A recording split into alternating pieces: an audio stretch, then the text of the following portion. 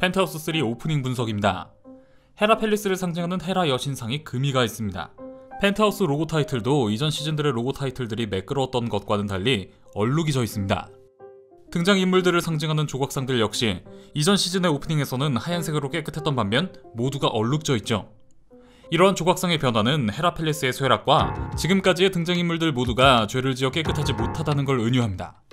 그리고 잘 보면 지난 시즌 오프닝에서는 민설화를 상징하는 아기와 복수를 상징하는 칼을 가지고 있던 심수련의 조각상이 이번 시즌에서는 성인 남자를 안고 있는 걸 알 수 있는데요.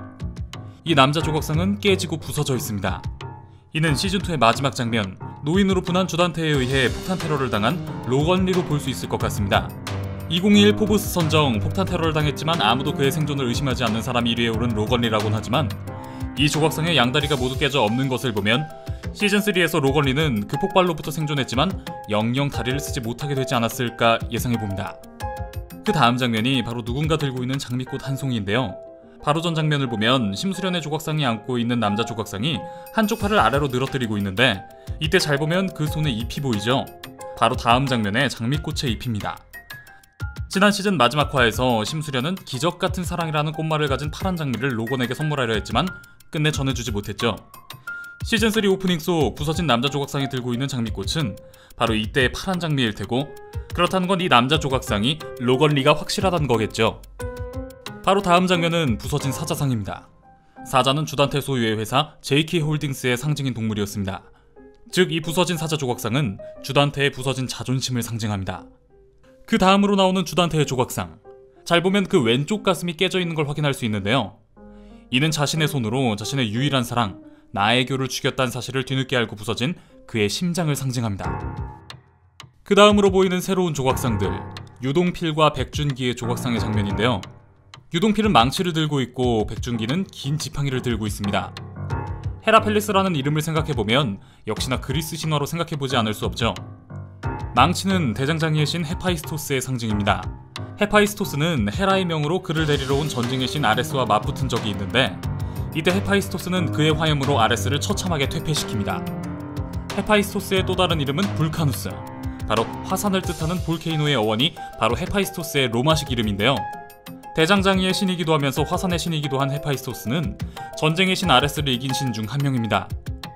주단태의 조각상을 잘 보면 창을 들고 있는 걸 확인할 수 있는데요. 이를 통해 창을 든 주단태는 전쟁의 신 아레스, 망치를 들고 그를 향해 몸을 날리고 있는 유동필은 헤파이스토스로 볼 수 있을 것 같습니다.